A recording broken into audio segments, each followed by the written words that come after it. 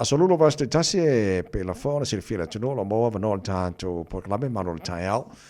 Tala no toi le fiona consulo tanto malo fo u sa mo toro ni sila nei fa mal na mo te lo vaenga o la to fo au nanga. Ya ma sila tato o te pena fo i mo fainga malanga si sa mo ta fa onga fo Christmas mo to sen fo. Te le nei vaenga au fo na si fila tunu nei vaenga e fila fa te smai. Le fiona consulo le fiona fa mata le malu to filau fa po ia mo tara proclame nei foi tai fo fia mai ale tara proclame nei tai ona fa mata malo si fo mo ni ia maro so I fu ta vai fa talo fa tu le nga fa rolo me so fa funga ta po ta tu tunu le ni ta fo le ro fo mo le nga le le tua mai la yo ta tu sna ma ta ma tua ta po mai ainga eu fui nga lo to fia le tua ia mo so sa mo ra vo o mai nei fa sa longa I tu fio nei no rangi ia e pataro fa tuai I lo sunga vai nei tai au le rofa mo le ngali o le tua malo fa tai mo le ta felo en foi male por kala nei tai au fa no me foi tai mo le fionga nei tai au fo tata jala no wai foi nei vai ngai te lo le sitting ia foi le no tu langa foi afa pe o lo tu for lau le sa stamp ele exemption stamp for le our expire la le la foi le foi le tu for lau fo e ma fai on transfer mai ala o exemption stamp le tu for lau tuai anga ele tu for lau fo le ai foi sona tau e fai ele tu na fa bon ia fa stay te vai isi tu langa pe o expire o tu for lau New Zealand o fe la vale tu e ona tu for lau ia au expire la ele exemption stamp ton primeira como fai Mororo kusola fo ia ngai o kuru pisa ma va kuru kusola kwai le stand ia tal sanga tu lo fisa ia mosisi exemption fo lo kusola fo le mo okay a faila que era como lo kusola kwai ia e que ele ofisa e pa ura iralo o ura iralo ka o exemption fo wale wo era ku expire ara ye con exemption stamp yes o se lau kara po wo se lau kara me fa ye la stamp folder yo a fa ye que era ku eri e ku solo ku ya nga e mariere cha o le ka u se lau un su kara o le si ni si la o le si mo si le fiere tu e kaungo fia kule immigration I Samoa pe lu polo kusfula o le exemption stamp I Samoa a pai ke maranga porale le fafitau le finga e one way I Samoa pe le se pe no mo exemption stamp au ko yo o ko ni return ticket e fia e kami foi o immigration ka ko fisa o il mau formaro makangi lu makangi ngadu ia o foi le stem e como fia kula nga wa ku pisa mo como que pia se meu se lo kara sa mo pinga pero exemption stamping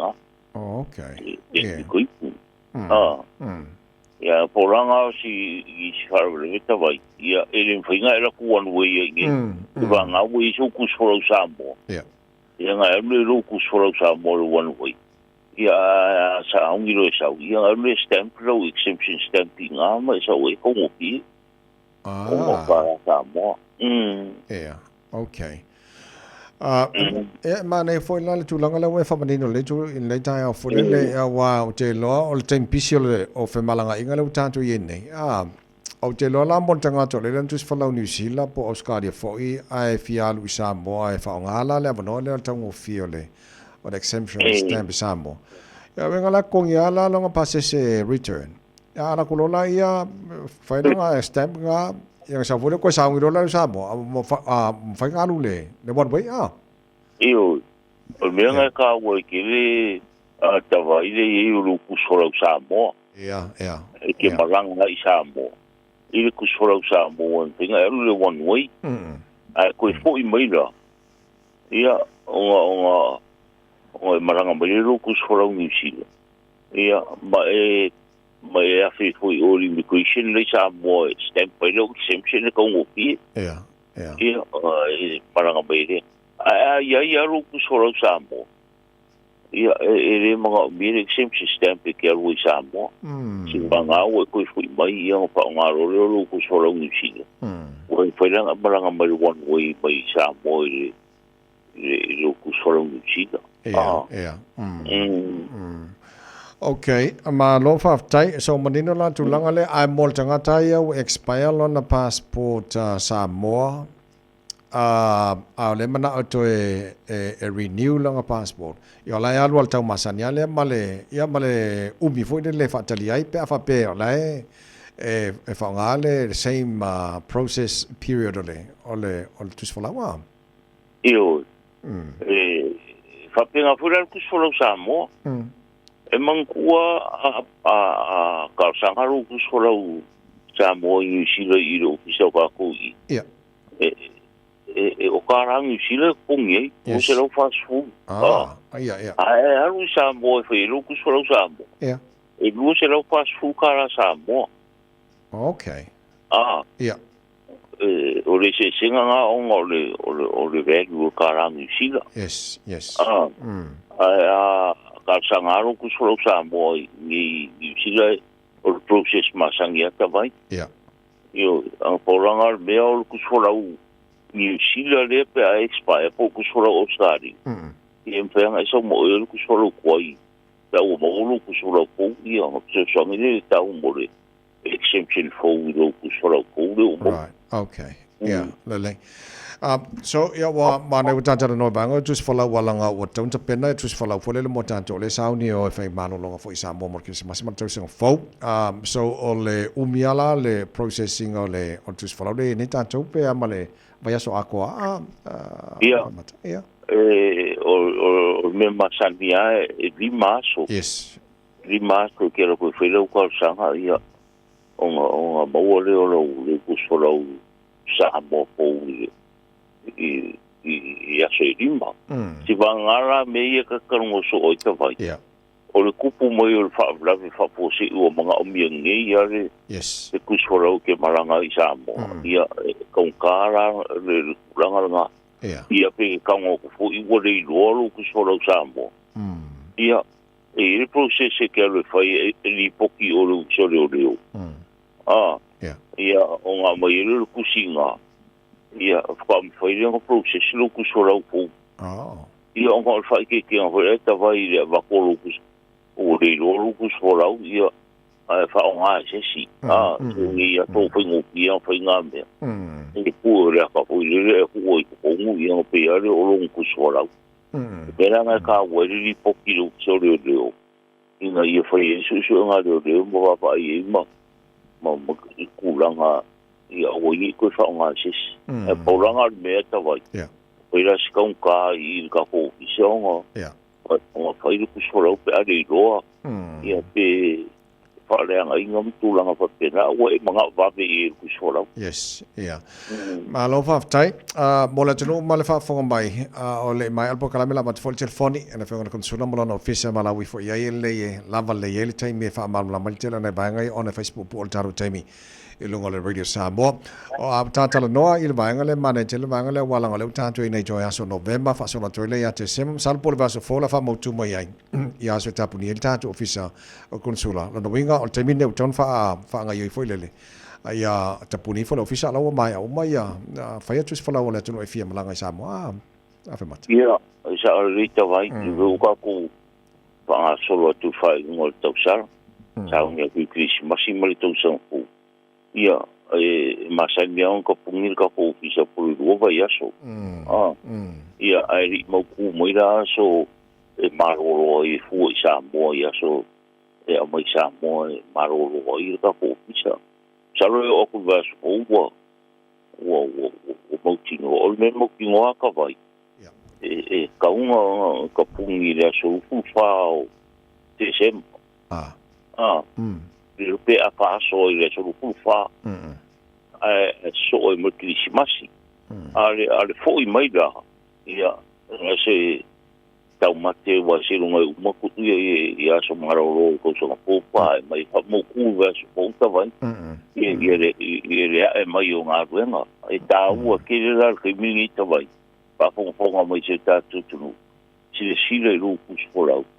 ia matulanga pa pena le er ku po mai pa la visa mo ia I vai kai bio Krismasi mal ko so po ia o le lu tu so la pa fa no pie na e malanga le anga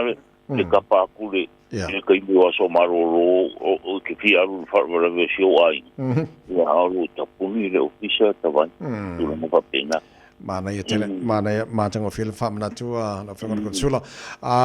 o le vaenga mo tatou ele alala I au ki lani. I don't know for isi vaenga pe o Hamilton, Wellington, Christchurch, ia mai isi vaenga mamao fo lele.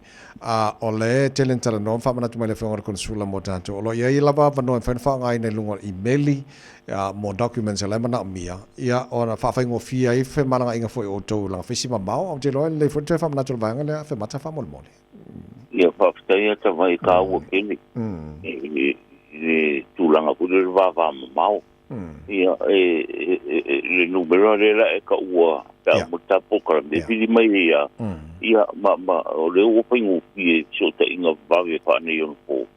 ia onga senda ko le fo mi no ngole o le email ia a uma ia ko scan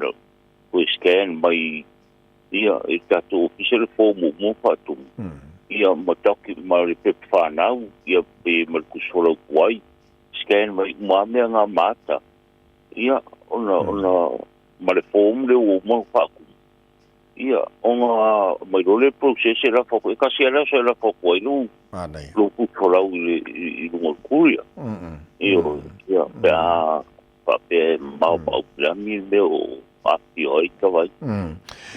Ma lo fa tai a fe mata fa mo le manua le o man tol fasile se tasi na fasile mai a no fa ile le fa fo mai per pokala me batula antoanga o fa ngai no tanto fa le mo functions o le fasile na tu mai pe ise catering ale al fa sa mo fo le o na paola tani fa pe o ke longa ale ha inga al fa le ya vanoa a su ala ai ngai la to catering mo ta ma fa ya le a me pe so no ngaro fiona ko su la fa mo ia e sa o le ele nga ka ke twinga o pia ko I fa ka o me ini e ai se ke twinga ka ko ofisa e o mai ale inga ia mana ko ke e fa pe o fa ka o me ini ia e ka uranga ele fa isa pe mi ka pa e no fa ka wa o I me ini yes tu la fa pena ia se vanga na o provider o I tu la nga ko ko ile ia ona ai de ese kitchen a foi que manga o pa causa o pie com o mai ra pe mi ka mai ka nga mi si le pe nga se o ringa le pie lo function o ia al me masangia e va kwa ku for fang winga ia mutulanga fa pe nga I function se pe ka ko pa sambo ia alo o weekend ta vai o furi puk mo o tau ko al Krismasi para pangal ko sanga weekend mes faleles ko ngai ia se vanga nala le afia le sa mo kulanga papenga te ankal sanga mai mo le sa ia masol vai aso ai ia la va so ka I me le ofisa ia kulanga pe mga bia ka ko mo ka sa mo pe ia fa mo ai ka pe ke dio o isi maximo ko so fo o aso ai o vai aso ia foi filho inga punga ka luanga ai inga pulanga pa penga e mo le mo wale mo ta vai o me so kai mai a mo me function so la ia fa ko ponga o swanga ia o ke longa o puri poktu mai I weekend che ka o ko so fo ta vai okay o te pie che ka ai le ia le o pe le office ia ma fitu tuna langa ye isi me o le vanga pu ia o ko follow up o le ia nga bo le lo wa no pa fa ti fa Okay, malo fa tau te lole se vai ngata wale ai le u malta po kala le tai au mo le malo le tuno le fa ngai na le tanto fale le sa mo le monta sa mo le responsible la to mo le te win ambasa afa pes fa bipong o la to wa to te mo le fa bipong o la to fo to to fa mai na to uma ia vai ngo fo pa mo fa mo sa por sa le a fe mat ia sa o le te vai fa kai wo e fa mo ku mo le tuta wo le o le fa va no a fa yo kai o fa ye le fa mo ia e o ku le so ni ke u fa ke wa o po ia a umara le fa mo ia o ko fe ngai mar ko ia ki dinga a ko fa le ko lu ye le pon do lu ko yes io o le pui ngara vale aseta seta to maro ia mai aranga ki dinga ia on ko fa fo ia ku le pon pe a foi le ia se me o fa le ton ai me fa le kon e ko e hai ara ma ko isi kilin e o ko ki dingi a ko fa sambo ai le ko mo ora lo pon do le pon de la kon ia e o le o to ko fa ma le mo sambo ia pe ku langa nga e kai me kon e ara le pon de kon yo o pui ngai i tato palsamo malo faftai mo te lo ma tang of tele le mani no le vanga ia wal tempi si fo ne o tu sanga tele o functions al tato to no ya no mani no le vanga na tato wa fa ngai no o tato mo to samo ai la mo na batu no telefone le fon su la tele ne vanga ma ne yo ta fa na tu no ia malta fa malta po kalam al fa ne la tu fa mo le se fa ka ko lo fai ngam ka ko sao mo ne pol te mau ai fo sa mo la to wa io sa o le ta vai io o le ka ave ta po karambe e le mate fa stai si ta tu no o no i tu langa o pa ele langa si ta tu o vina mai ia ai va ko ia mo ko laro ia mo le nga pa laro i tu na o ko i vai ki no sfia ia va i lo so pe pa karo ave e vi moli por vai te multis massimo tau se fo ia mi se ia ka ko ro pe one sa no ta vai me ko vi ma yo e rei ia mo tu la ma pena e ta pena i ia me ro fo yo aso fia ia o ta ko sa ale ska ko tu no era ta ma on ia me se ona ia ta to o foi pa to anga ma e ro po ia piti si sa mo ia e talo toi marenga pa alta vai no fa de tele la for consulo fa de tele lava ia mo le taimi ma le fa amani no fo nei vanga ia mo le fa fo ma le tele nei tai au le tunu ma le fa fo mai o le telefoni le fa na vala le fo consulo mo no ofisa tolu tasi lua tolu tasi lua mo ta tole au kilani ai vala mai fa fo atu au kilani fa ngara le code number o iva tolu tasi lua fa mal la mai telo nei vanga foi ia wa nisho vanga fia mal na mai na no ia maria le nei aso fa de tele mo taimi nei tai no fa mata ia e ngona le nga fa kai ta vai ia no ta we mo pe ka ko bi se ta e o su ta e fa kai tele mo dia so ia me so i pe ngai nga le nga mo topi o le tinu e o mo topi me tu tele nei aso ia mo no te foi lo su nga mal ta to le tio ia pa so ko ia tala noanga male whangara konsulo o le tātou malo sa moi ni usana nei le whanga manta le malu to filau polo sa lua whapō tolu tasi lua telefone whaina wala wane iei wha maram lama tena nei ni se vaenga fia maram lama i le atano